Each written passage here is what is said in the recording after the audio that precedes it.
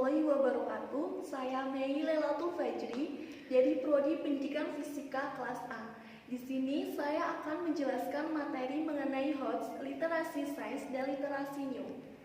Jadi, tingkat kecakapan taksonomi Bloom untuk kemampuan berpikir dikategorikan menjadi dua, yaitu LOTS, Low Order Thinking Skill, yaitu terdiri dari mengingat, memahami, mengevaluasi.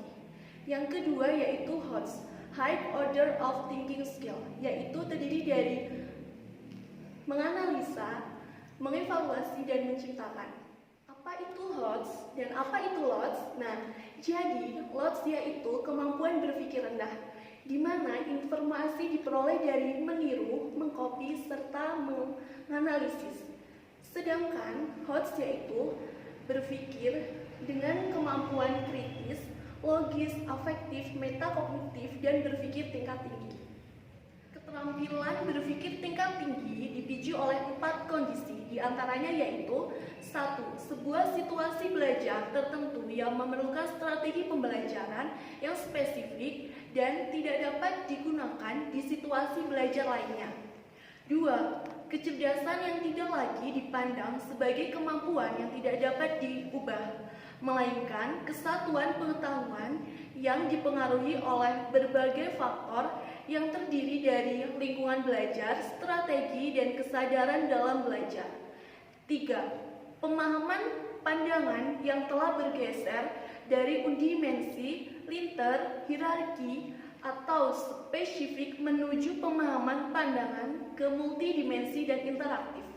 4. Keterampilan berpikir tingkat tinggi yang lebih spesifik seperti penalaran, kemampuan analisis, pemecahan masalah, dan keterampilan berpikir kritis dan kreatif. Lalu digunakan untuk apa sajakah keterampilan berpikir tingkat tinggi itu? Nah, keterampilan berpikir tingkat tinggi sebagai transfer of knowledge, artinya keterampilan berpikir tingkat tinggi yang erat kaitannya dengan keterampilan sesuai ranah kognitif, afektif, dan ranah psikomotor yang menjadi satu kesatuan dalam proses belajar dan mengajar. Nah, jadi ranah kognitif yaitu kemampuan dari peserta didik untuk mengulang atau menyatakan kembali prinsip atau konsep yang telah dipelajarinya dalam proses belajar mengajar yang telah didapatnya. Selanjutnya yaitu ranah afektif. Ranah afektif berhubungan dengan sikap, nilai, emosi, serta derajat penolakan atau penerimaan suatu objek dalam kegiatan pembelajaran.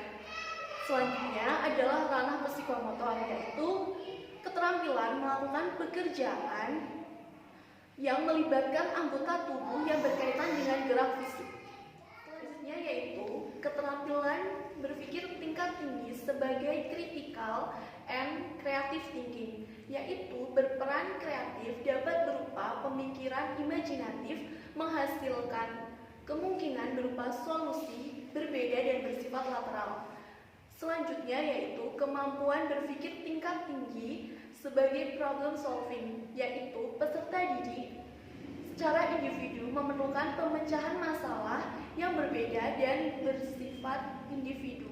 Model-model pembelajaran HOTS dibagi menjadi 3. 1. Model-model pembelajaran berbasis penyingkapan atau penemuan. 2. Model pembelajaran berbasis masalah.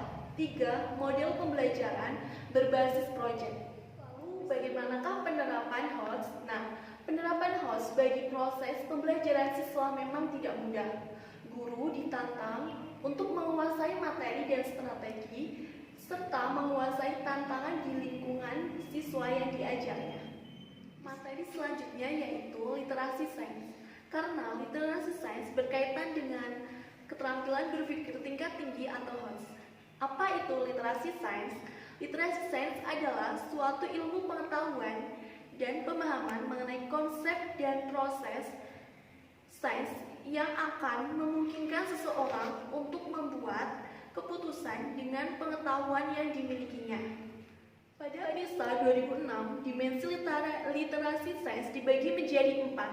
1. Aspek konteks, 2. Aspek konten, 3. Aspek kompetensi atau sains, yang keempat adalah aspek sikap.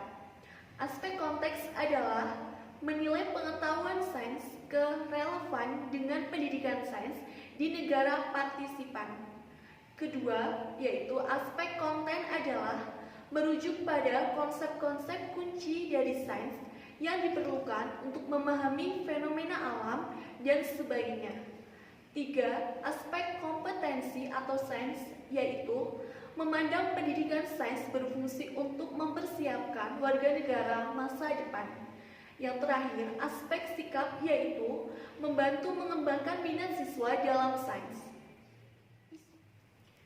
Seberapa pentingkah literasi sains bagi kita? Nah, literasi sains ini sangat penting bagi kita karena literasi sains membantu kita untuk membentuk pola pikir, perilaku, dan membangun karakter manusia untuk peduli dan bertanggung jawab terhadap dirinya, masyarakat, dan alam semesta, serta permasalahan yang dihadapi masyarakat modern yang sangat bergantung pada teknologi. Materi selanjutnya yaitu literasi new atau literasi baru.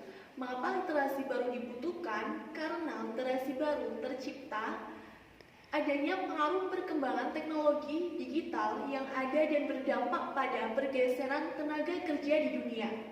Menilai di era revolusi industri tidak cukup hanya menguasai literasi lama, seperti membaca, menulis, dan matematika sebagai modal dasar untuk berkiprah di masyarakat.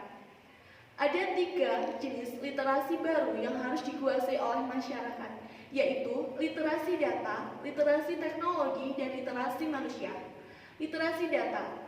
Literasi data adalah kemampuan membaca, memahami, membuat, dan mengkomunikasikan data sebagai informasi sama seperti literasi konsep umum. Yang kedua yaitu literasi teknologi. Literasi ini memahami tata cara kerja mesin dan aplikasi teknologi. Dengan begitu, adanya kemudahan dalam menyimpan dan memahami suatu informasi. Ketiga yaitu literasi manusia, yaitu kemampuan seseorang dalam lingkup humanitis dan komunikasi. Sekian dari saya, mohon maaf apabila ada kekurangan. Saya akhiri, wassalamualaikum warahmatullahi wabarakatuh.